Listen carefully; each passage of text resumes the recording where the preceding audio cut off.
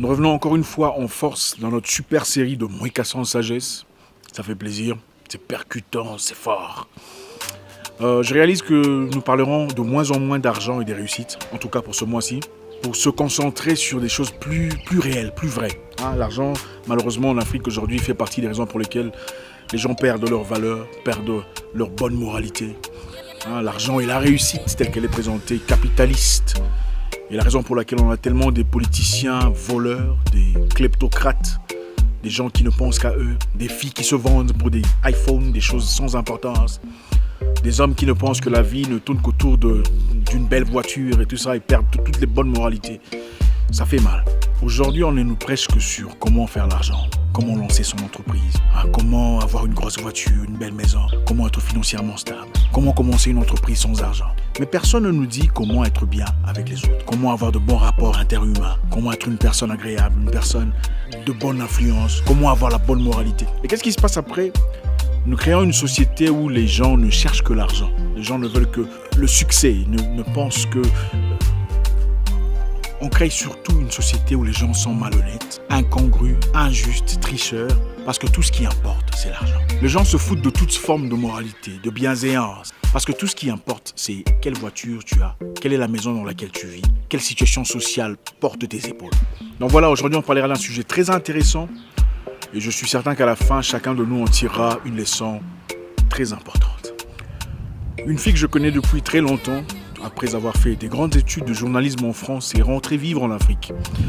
Très vite, elle a été embauchée par une radio locale, une des radios proéminentes, dont le staff était composé des journalistes de grande réputation, dans la ville en tout cas. Cette fille apparemment avait le zèle qu'il fallait, l'outillage, les compétences, l'emballage s'il faut dire, pour faire une très belle carrière, en Afrique surtout. Elle avait un beau français professionnel, moulé à la Julien Lepers, Édouard Balladur ou Jean-Luc Mélenchon.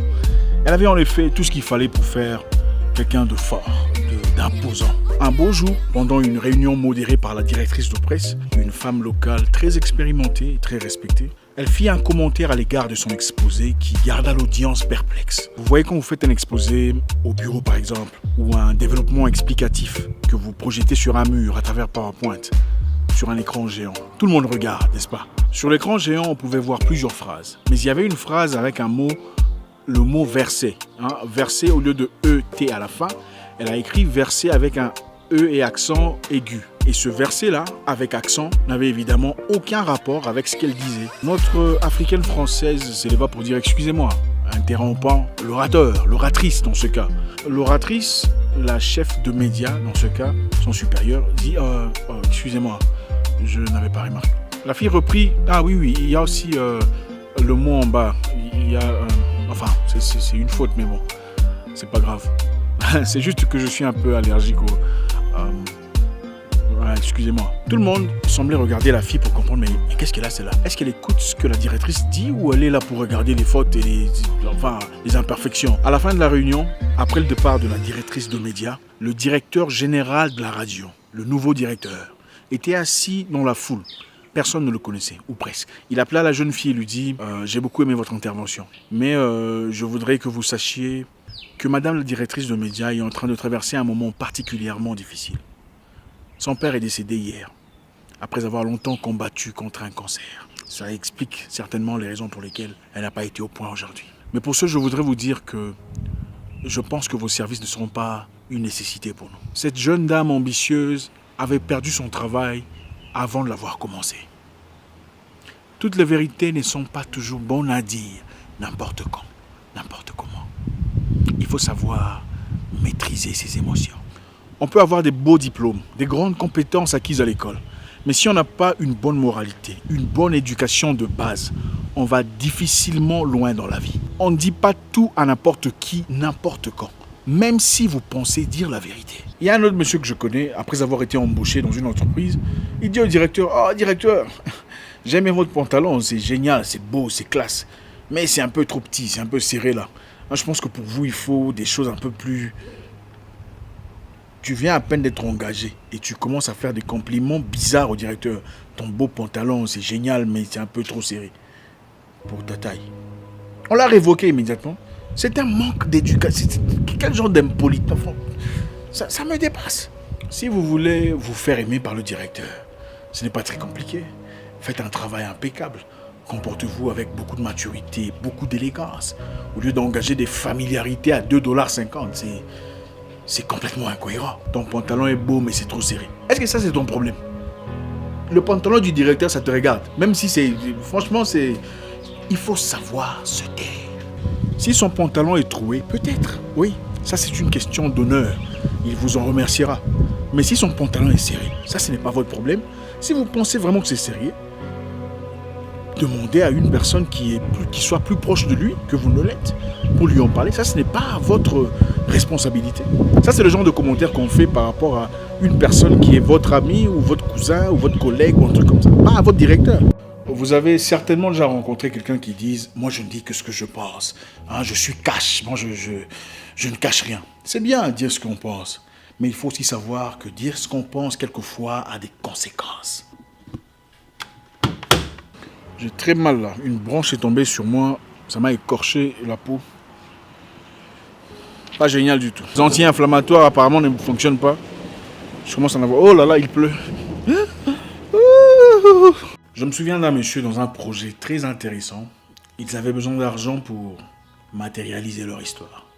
Alors on a pris rendez-vous pour discuter des enjeux, l'investissement, leur expérience, leur réputation et tout ce qui va avec. Et pendant que mon accompagnateur posait des questions pertinentes pour comprendre comment l'argent serait utilisé, des questions techniques, comment l'argent serait déployé, il me sort un truc du genre « Monsieur Mukasa, vous savez, c'est pas comme si on avait vraiment besoin de vous pour accomplir ce projet. C'est juste qu'on a pensé que ce serait bien de vous associer, ce serait bien de travailler avec vous. » Il était clairement gêné par les questions. Alors je l'arrête tout de suite, je dis « Excusez-moi ». Alors je lui dis « Ah, donc vous pouvez accomplir ce projet sans moi. » Ah d'accord, dans ce cas, faites-le. Comme ça, moi, en attendant, je vais m'occuper de ceux qui ont vraiment besoin de moi. En tout cas, je vous encourage, je vous soutiendrai même à distance. Et il voulait dire « Ah non, c'est pas ce que je dis. » Je dis « Non, c'est bon. Je suis ravi de savoir que vous pouvez le faire sans moi et que vous avez pensé à moi. En tout cas, ça me fait vraiment plaisir, mais je pense que je vais vous laisser faire le projet tout seul. » Nous sommes partis et ça l'a pris du temps, peut-être 6 mois, pour finalement avoir quelqu'un qui soit prêt à travailler avec lui dans ces conditions. C'est simplement pour dire que quelquefois, il faut apprendre à fermer sa bouche. Vous savez, deux fois, on parle et on en fait de trop. Plus qu'il ne le fallait. Une fille que je connais était fiancée pendant 6 ans. Il leur restait 1 mois pour finalement atteindre leur date de mariage. Elle était, ce qu'on appelle aujourd'hui, très forte de caractère, très loquace, très dogmatique. On ne gagnait jamais des arguments contre elle. Il se prenait trop la tête, un peu trop. Pour elle, tu fais ce qu'elle veut ou tu peux aller te jeter dans l'eau. Un beau jour, son fiancé lui dit « Écoute, ma mère est ici et elle veut te voir. S'il te plaît, viens. » Elle dit « J'arrive » mais elle ne se montre pas. 2 jours plus tard, la maman du garçon s'en va parce qu'elle était très malade. Le jeune homme lui dit « Pourquoi est-ce que tu as fait ça? Tu sais que les gens parlent trop et la famille pourrait s'en servir contre toi. Ma mère est venue ici à maintes reprises et tu ne te pointes presque jamais. C'est inacceptable. » La fille commence à crier « Ah, tu veux que je fasse quoi hein? Ta mère est là, d'accord, mais qu'est-ce que tu veux que je fasse? J'ai beaucoup de responsabilités. Écoute, fais ce que tu veux. Fais ce que tu as envie de faire. » Le jeune homme dit que je fasse ce que j'ai envie de faire. Elle dit oui, fais ce que tu as envie de faire. Il lui dit, tu te rends compte qu'on parle de ma mère là? Elle dit oui, fais ce que tu as envie de faire. Qu'est-ce que tu veux que je te dise? Le jeune homme s'est tiré, il est parti. Il n'y a jamais eu mariage. Cette année 2020, elle aura 42 ans. Elle n'est toujours pas mariée. C'est vrai. Elle avait peut-être des vraies raisons pour lesquelles elle n'est pas venue. Mais est-ce qu'elle est obligée de dire fais ce que tu as envie de faire? C'est ça le problème. L'intelligence, c'est dire ce qu'on pense. La sagesse, c'est savoir quand est-ce qu'il faut taire l'intelligence. Un tout dernier exemple pour finir. Un monsieur que je connais est parti travailler à Bahreïn. Bahreïn, c'est entre l'Arabie Saoudite et Qatar. D'accord? Il n'avait pas de boulot pendant un temps. Il a vraiment souffert, en tout cas, traversé un moment vraiment difficile. Il m'écrit sur Internet pour m'expliquer un peu les conditions dans lesquelles il vivait. Moi, j'étais à Denver à l'époque, Colorado. Il me dit, Zach, on souffre, vraiment, c'est difficile, il n'y a pas de boulot, je ne sais pas quoi faire. Je lui dis, je connais quelqu'un à Bahreïn, quelqu'un d'influent, un arabe avec qui on a travaillé dans le passé. Je vous mettrai en communication. 3 jours plus tard, le monsieur est embauché pour un salaire d'à peu près $2200. 2 semaines plus tard, il commence à prêcher Jésus à un arabe, le monsieur qui l'a embauché. Tu rencontres quelqu'un à peine, un arabe, un boss, qui te sort de ta misère. 2 semaines plus tard, tu commence à aller prêcher Jésus. Pourquoi? Cet Africain dit que Dieu l'aurait dit qu'il avait besoin de cette âme. Attends. Tous les gens qu'il y a dans votre pays, tous les âmes qu'il y a dans votre village, Dieu n'en a pas besoin. Il a seulement besoin de cette âme-là, de cet arabe qui t'a sorti de la misère. Ah, vous savez, il y a une grande différence entre intelligence et sagesse. Pour les amis chrétiens, parce que vous aimez ça, Joseph, quand il a quitté chez lui pour partir en Égypte, et là où il est devenu vice-roi ou premier ministre, peu importe, a-t-il essayé de prêcher le pharaon, le convertir au christianisme ou au judaïsme à l'époque? A-t-il essayé de faire ça? Il a fermé sa bouche, profitant des bénéfices, tout en priant dans son coin. À travers lui, toute sa famille est venue bénéficier des avantages de l'Égypte. Moïse grandit en Égypte dans la maison du roi. A-t-il essayé de convertir ceux qui l'entouraient? Absolument pas. Il s'est tu et a profité des avantages. Mais au moment opportun, il a fait ce qu'il allait à faire. Dans la vie, il y a des choses qu'il faut dire quand c'est nécessaire. Et il y a des choses qu'il faut garder pour soi-même. L'intelligence, c'est aussi dire la vérité. Mais la sagesse, c'est savoir quand est-ce qu'il faut taire l'intelligence. J'espère qu'on a appris quelque chose de positif aujourd'hui. C'est toujours un réel plaisir. Mon nom est Zach Mouekassa, le guerrier noir. Votre frère. Le problème, ce n'est pas de prêcher Jésus ou sa foi, ses croyances. Le problème, c'est dans quelles circonstances on veut le faire.